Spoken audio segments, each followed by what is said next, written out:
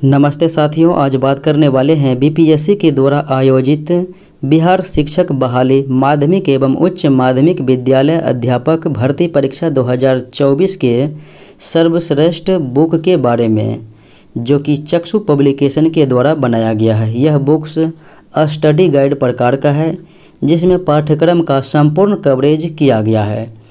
नवीनतम पाठ्यक्रम एवं परीक्षा पैटर्न के अनुसार बनाया गया इस बुक्स की खासियत यह है कि इसमें 2500 से भी अधिक बहुविकल्पीय प्रश्न को डाला गया है, जो कि एनसीईआरटी पैटर्न पर आधारित है।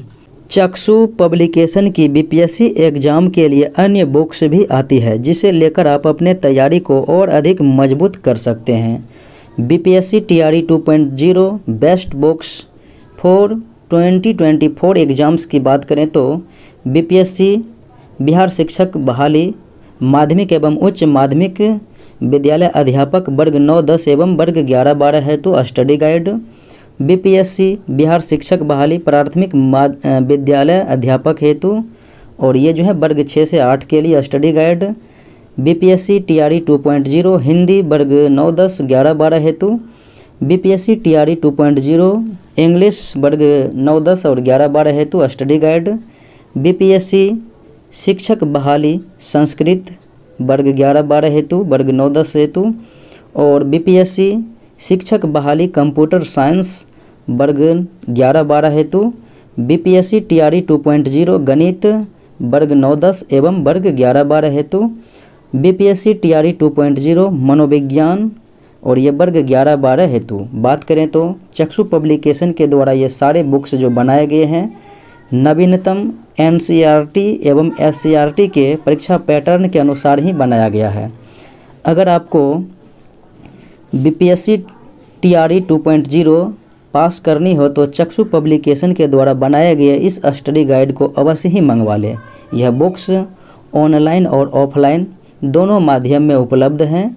लिंक वीडियो के डिस्क्रिप्शन बॉक्स में दिया गया है, उस लिंक्स के सहारे जो है आप बुक्स को मंगवा सकते हैं।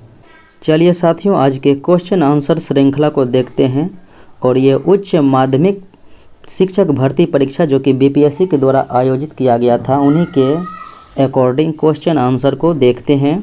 और ये पॉलिटिकल साइंस के क्वेश्चन है, जो कि वर्ग 11-12 हेतु शिक्षक भर्ती के लिए बहुत ही उपयोगी है।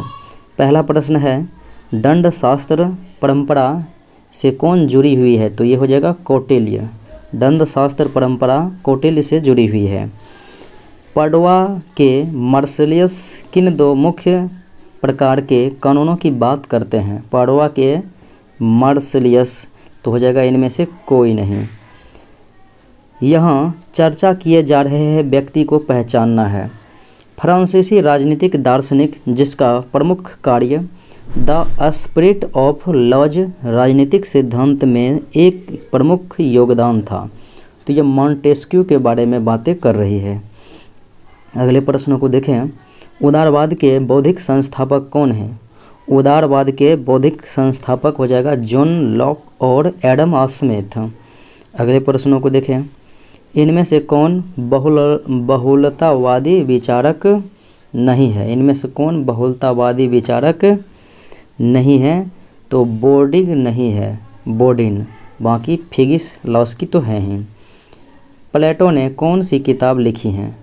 तो प्लेटो के द्वारा जो लिखा गया पुस्तक है द रिपब्लिक। अगले प्रश्नों को देखें, राज्य व्यवस्था पर सभी भारतीय लेखकों में से हॉब्स के सबसे निकट किसे माना जाता है? हॉब्स के जो है सबसे निकट कौटिल्य को माना जाता है। किसने पवित्र कानून की तुलना में राज्य के कानून पर अधिक जोर दिया? पवित्र कानून की तुलना में राज्य के कानून पर जो है अधिक जोर देने वाले कौटिल्य थे। अगले प्रश्नों को देखें, अरस्तु के गुरु कौन थे? तो अरस्तु के गुरु तो प्लेटो के गुरु कौन थे? तो सुकरात थे। अगले प्रश्नों को देखें, संप्रभु राष्ट्र राज्य व्यवस्था क्या है? संप्रभु राष्ट्र राज्य व्यवस्था क्या है? तो ये हो जाएगा एक राजनीतिक प्रणाली जिसमें राज्य सर्वोच्च प्राधिकरण हैं और उनका क्षेत्र और लोगों पर विशेष नियंत्रण हैं। अगले प्रश्न को देखें, इस सिद्धांत का वर्णन करने के लिए किस शब्द का प्रयोग किया जाता है कि प्रत्येक राष्ट्र राज्य को बाहरी शक्तियों के हस्तक्षेप के बिना खुद को नियंत्रित करने का अधिकार है? तो ये हो जाएगा इनमें से कोई नहीं। अगले प्रश्नों को देखें, संयुक्त राष्ट्र संघ के वर्तमान महासचिव जो कि एंटोनियो गुटेरस पुर्तगाल के हैं। अगले प्रश्न को देखें, निम्नलिखित में से कौन सा राष्ट्रीय सुरक्षा के हित में किए गए निर्णय का उदाहरण है? राष्ट्रीय सुरक्षा के हित में किए गए निर्णय का जो है उदाहरण दिए गए विकल्प में सख्त अप्रवासी नीतियों को लागू करना। निम्नलिखित में से कौन सा राष्ट्रीय हित शब्द का सबसे अच्छा वर्णन करता है? राष्ट्रीय हित शब्द का सबसे अच्छा वर्णन कौन करता है? तो राष्ट्र राज्य के आर्थिक और राजनीतिक लक्ष्य। अगले प्रश्नों को देखें,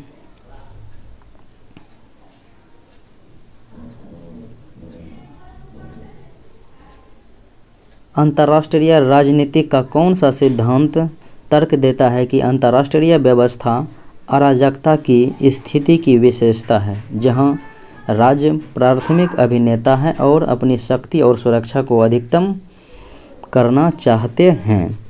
तो राइट आंसर इसका क्या हो जाएगा? यथार्थवाद हो जाएगा। विदेश नीति के निर्धारक क्या हैं? विदेश नीति के निर्धारक क्या हैं? तो हो जाएगा आर्थिक हित, सैन्य क्षमताएं और अंतर्राष्ट्रीय गठबंधन। अगले प्रश्नों को देखें, निम्नलिखित में से कौन सा राष्ट्रीय शक्ति का एक तत्व है जो किसी देश की विदेश नीति के निर्णयों को प्रभावित करता है? तो ये कौन हो जाएगा? अर्थव्यवस्था और व्यापार हो जाएगा। निम्नलिखित में से कौन सी साम्राज्यवाद की विशेषता है? साम्राज्यवाद की विशेषता उपनिवेश स्थापित करने और प्रदेशों का विस्तार करने की इच्छा। अलगाववाद क्या है? अलगाववाद तो एक विदेश नीति का दृष्टिकोण जो किसी देश की आत्मनिर्भरता और अंतर्राष्ट्रीय मामलों में गैर भागीदारी पर जोर देता है। अलगाववाद। राष्ट्रवादी सार्वभौमिकता क्या है और इसमें पैक्स की क्या भूमिका होती है? राष्ट्रवादी सार्वभौमिकता क्या है और इसमें पैक्स की क्या भूमिका रहती है? तो यह राष्ट्रवादी सार्वभौमिकता यह विश्वास है कि राष्ट्रों को पारस्परिक लाभ के लिए सहयोग करना चाहिए, जबकि पैक्स इस सहयोग से उत्पन्न शांति को संदर्भित करता है। अगले प्रश्नों को देखें, निम्नलिखित में से कौन सा कथन चीन के मध्य साम्राज्य परिसर का सटीक वर्णन करता है? कौन सा कथन चीन के मध्य साम्राज्य परिसर का सटीक वर्णन करता है? तो यह हो जाएगा, यह चीनियों द्वारा इस्तेमाल किया जाने वाला एक शब्द था जो उनके इस विश्वास का वर्णन करने के लिए था कि वे दुनिया के केंद्र थे। शीत युद्ध के दौरान सोवियत प्रभाव और विस्तारवाद को रोकने के उद्देश्य से संयुक्त राज्य अमेरिका द्वारा अपनाई गई नीति का क्या नाम था? तो ये हो जाएगा ट्रूमैन सिद्धांत। अगले प्रश्नों को देखें, बीडिंग सम्मेलन में अपनाया गया और पहले नाम में स्वीकार किया गया सिद्धांत नहीं था। तो ये आपसी अनाक्रमण था, एक दूसरे के मामले में पारस्परिक हस्तक्षेप था, शांतिपूर्ण सह अस्तित्व ये नहीं था। शीत युद्ध शब्द सबसे पहले किसके द्वारा गढ़ा गया था? शीत युद्ध शब्द जो है बर्नार्ड बारो के द्वारा। अगले प्रश्नों को देखें, राष्ट्र क्यों अंतर्राष्ट्रीय व्यापार करते हैं? राष्ट्र क्यों अंतर्राष्ट्रीय व्यापार करते हैं? इसका एक प्राथमिक कारण यह है कि संसाधन सभी व्यापारिक देशों में समान रूप से वितरित नहीं है। अगले प्रश्नों को देखें, वस्तुओं और सेवाओं में अंतर्राष्ट्रीय व्यापार का उपयोग कभी कभी निम्नलिखित किस एक को छोड़कर सभी के विकल्प के रूप में किया जाता है? तो हो जाएगा इनमें से कोई नहीं, कि इनमें से कोई नहीं को छोड़कर। अगले प्रश्नों को देखें। सुरक्षा परिषद के गैर अस्थायी सदस्य कितने समय के लिए चुने जाते हैं? अस्थायी सदस्य 5 होते हैं, गैर अस्थायी यानी अस्थायी 10 होते हैं। कुल 15 सदस्य होते हैं। अस्थायी तो अस्थायी हैं सभी दिनों के लिए, और अस्थायी यानी गैर अस्थायी 2 साल के लिए चुने जाते हैं। अगले प्रश्नों को देखें। किसी विशेष राष्ट्र के नागरिकों द्वारा निर्मित सेवाओं और उत्पादों के संयुक्त मूल्यांकन और उनकी संचयी संपत्ति की कीमत को दर्शाने के लिए अर्थशास्त्रियों द्वारा किस शब्द का प्रयोग किया जाता है? तो यह हो जाएगा जीडीपी या सकल घरेलू उत्पाद। अगले प्रश्न को देखें। यहाँ हमने कुछ ऐसे उदाहरण रखे हैं जिन्हें आमतौर पर ऐसे परिदृश्य के रूप में संदर्भित किया जाता है जो सामान्य आबादी द्वारा किसी समुदाय की आर्थिक वृद्धि और विकास की व्याख्या करते हैं। यह विकल्प चुने जो विशेष रूप से आर्थिक वृद्धि की व्याख्या करता है। तो तकनीकी उन्नयन, फिर उसके बाद उत्पादन आवृत्ति में सुधार, वितरण एवं श्रृंखला नेटवर्क की उन्नति, ये सभी करते हैं। तो आंसर हो जाएगा डी, 1 से अधिक। दक्षिण पूर्व एशिया में किस धर्म का व्यापक रूप से पालन किया जाता है? दक्षिण पूर्व एशिया में इनमें से कोई नहीं हो जाएगा। निम्नलिखित में से किस देश ने अप्रसार संधि पर हस्ताक्षर नहीं किया? अप्रसार संधि पर हस्ताक्षर नहीं किया तो भारत, बाकी रूस, यूके ने किया है। किसने भविष्यवाणी की थी कि परमाणु प्रौद्योगिकी बहुत आवश्यक होने जा रही है और न केवल बिजली क्षेत्र में बल्कि जीवन की बेहतरी के लिए अन्य सामाजिक उपयोगों के लिए? तो हो जाएगा इनमें से कोई नहीं। इष्टतम टैरिफ क्या है? इष्टतम टैरिफ तो हो जाएगा इनमें से कोई नहीं। आपसी व्यापार को बढ़ावा देने और बनाए रखने और देशों के बीच आर्थिक सहयोग विकसित करने के लिए निर्देशित एक स्वायत्त वाणिज्यिक नीति उपकरण को क्या कहा जाता है? तो यह हो जाएगा मूल का प्रमाण पत्र। पहला परमाणु संयंत्र कहाँ पर स्थापित किया गया था? परमाणु संयंत्र पहला ओबनिंस्क रूस में। अगले प्रश्नों को देखें। इनमें से किसने कहा कि प्रत्येक राज्य अपने अधिकारों से जाना जाता है जो वह बनाए रखता है? प्रसिद्ध कथन लॉस्की के द्वारा कहा गया है। किसने कहा जो कोई भी हिंद महासागर को नियंत्रित करता है वह एशिया पर हावी होता है? 21वीं सदी में दुनिया की नियति का फैसला पानी यानी सागर पर होगा, और यह प्रसिद्ध कथन अल्फ्रेड महान के द्वारा कहा गया था। ब्रिटिश साम्राज्य के तहत हिंद महासागर को कौन सा नाम नहीं दिया गया? हिंद महासागर का कौन सा नाम नहीं दिया गया? ब्रिटिश झील, ग्रेट ब्रिटेन, दुनिया का बादशाह दिया गया। तो इनमें से कोई नहीं हो जाएगा जो कि नहीं दिया गया है। अगले प्रश्न को देखें। संयुक्त राष्ट्र में हिंद महासागर को शांति क्षेत्र घोषित करने का प्रस्ताव कब पेश किया गया था? हिंद महासागर क्षेत्र को, तो ये हो जाएगा 1971 के 26वीं आर्थिक संयुक्त राष्ट्र महासभा में। इनमें से किसने विचारधारा शब्द का प्रयोग सबसे पहले किया? विचारधारा शब्द का प्रयोग सबसे पहले डेस्टोट डी ट्रेसी के द्वारा किया गया। अगले प्रश्न को देखें।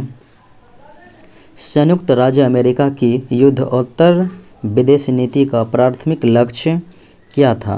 तो प्राथमिक लक्ष्य हो जाएगा साम्यवाद के प्रसार को रोकने के लिए। भारत की विदेश नीति मुख्य रूप से किस सिद्धांत द्वारा निर्देशित है? तो हो जाएगा सामरिक स्वायत्तता सिद्धांत के द्वारा। निम्नलिखित में से कौन सा भारत की लुक ईस्ट नीति का प्राथमिक उद्देश्य है? लुक ईस्ट नीति का जो है प्राथमिक उद्देश्य भारत का, तो ये हो जाएगा पूर्वी एशियाई देशों के साथ आर्थिक संबंधों को मजबूत करना। अगले प्रश्न को देखें, तुलनात्मक राजनीति के अध्ययन का कौन सा दृष्टिकोण देश के ऐतिहासिक, सांस्कृतिक और सामाजिक संदर्भ को समझने के महत्व पर जोर देता है? तो हो जाएगा इनमें से कोई नहीं। निम्नलिखित में से कौन सा राष्ट्रपति शासन प्रणाली का उदाहरण है? राष्ट्रपति शासन प्रणाली का उदाहरण हो जाएगा मैक्सिको। भारतीय संविधान की प्रस्तावना क्या है?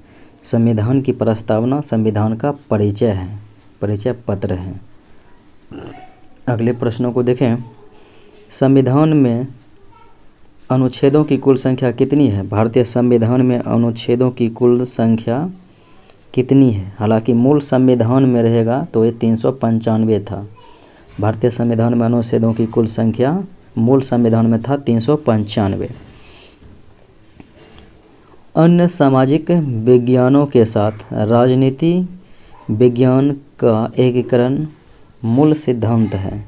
कौन सा मूल सिद्धांत? तो यह हो जाएगा व्यवहारवाद का। अगले प्रश्नों को देखें, किसने लोकतंत्र को सरकार का एक रूप जिसमें सभी का हिस्सा है के रूप में वर्णित किया? लोकतंत्र को सरकार का एक रूप जिसमें सभी का हिस्सा है के रूप में वर्णित करने वाले, तो हो जाएगा इनमें से कोई नहीं। भारत के किस पड़ोसी देश ने मार्च में 35.37% पर सबसे अधिक वार्षिक मुद्रास्फीति दर्ज की है? तो भारत के वह देश अब पाकिस्तान हो जाएगा, पाकिस्तान। अगले प्रश्न को देखें, संविधान सभा ने अपने विचार विमर्श की शुरुआत की थी। संविधान सभा ने अपने विचार विमर्श की शुरुआत की थी दिसंबर 1946 में। जवाहरलाल नेहरू ने संविधान सभा में एक प्रस्ताव रखा जिसे वस्तुनिष्ठ संकल्प के रूप में जाना जाता है। प्रस्ताव संविधान सभा में तो हो जाएगा 13 दिसंबर 1946 को, जो कि आगे चलकर संविधान के प्रस्तावना बने। तो आंसर हो जाएगा इनमें से कोई नहीं। किस तारीख को संयुक्त राष्ट्र महासभा ने मानव अधिकार की सार्वभौम घोषणा को अपनाया? मानव अधिकार के सार्वभौम घोषणा को अपनाया था, तो इनमें से कोई नहीं हो जाएगा। अगले प्रश्नों को देखें, कौन सा अनुच्छेद राज्य को किसी भी नागरिक के विरुद्ध सिर्फ धर्म, नस्ल, जाति और लिंग के आधार पर भेदभाव को रोकता है? अनुच्छेद 15। अगले प्रश्न को देखें, निम्नलिखित में से किस लेख का उल्लेख संविधान के अनुच्छेद 32 में किया गया है? तो 5 प्रकार के जो है रीट का उल्लेख किया गया है, तो एक से अधिक हो जाएगा। परमादेश, बंदी प्रत्यक्षीकरण, निषेधाज्ञा। एक जिला कलेक्टर का कार्यालय किसके द्वारा बनाया गया था? जिला कलेक्टर का कार्यालय जो है वायसराय वारेन हेस्टिंग के द्वारा बनाया गया था। राज्य की स्थापना और संचालन स्वयं ईश्वर द्वारा किया जाता है। यह कथन राज्य की उत्पत्ति के किस सिद्धांत का समर्थन करता है? तो यह हो जाएगा दैवीय उत्पत्ति सिद्धांत। अगले प्रश्न को देखें, जो सिद्धांतकार यह मानते हैं कि राज्य संघों का एक संघ है, उनका सबसे अच्छा वर्णन किस रूप में किया गया है? राज्य संघों का संघ है, तो इसका वर्णन किस रूप में किया गया है? तो बहुलतावादी के रूप में किया गया है। राज्य की उत्पत्ति के सिद्धांत में राजनीतिक चेतना एक कारक है। राजनीतिक चेतना एक कारक है विकासवादी सिद्धांत में। राज्य श्रेष्ठ शारीरिक बल और शक्तिशाली द्वारा कमजोर को वश में करने का परिणाम है। यह कथन किससे संबंधित है? बल सिद्धांत से संबंधित है। निम्नलिखित में से कौन सा राज्य के उत्पत्ति के बल सिद्धांत के संबंध में सही है? राज्य के उत्पत्ति के बल सिद्धांत के संबंध में सही है, तो हो जाएगा राज्य की उत्पत्ति के लिए बल ही एकमात्र जिम्मेदार कारक था। राज्य एक आवश्यक बुराई है। यह कथन निम्नलिखित में से किसको संदर्भित करता है? राज्य एक आवश्यक बुराई है, तो तो ये हो जाएगा राज्य का व्यक्तिवादी सिद्धांत। निम्नलिखित राजनीतिक विचारकों में से कौन राज्य के उदारवादी सिद्धांत का प्रथम प्रतिपादक था? राज्य के उदारवादी सिद्धांत का प्रथम प्रतिपादक हो जाएगा जॉन लॉक। अगले प्रश्न को देखें। राज्य की उत्पत्ति के सामाजिक अनुबंध सिद्धांत के प्रमुख प्रतिपादकों के सही समूह की पहचान करें। तो हो जाएगा सही समूह की पहचान में हॉब्स, लॉक और रूसो, राज्य की उत्पत्ति के सामाजिक सिद्धांत में। अगले प्रश्न को देखें। किसने कहा राज्य एक वर्ग पर अत्याचार करने की मशीन से अधिक कुछ नहीं है? तो मार्क्स के द्वारा जो है ये कहा गया था। अगले प्रश्न को देखें।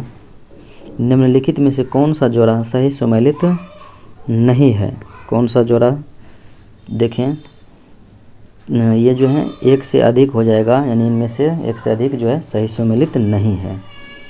इनमें से किस चिंतक यानी विचारक ने संप्रभुता के जनरल विल में निहित होने की वकालत की? जनरल विल में निहित होने की वकालत किनके द्वारा? तो रूसो के द्वारा किया गया था। अगले प्रश्न को देखें।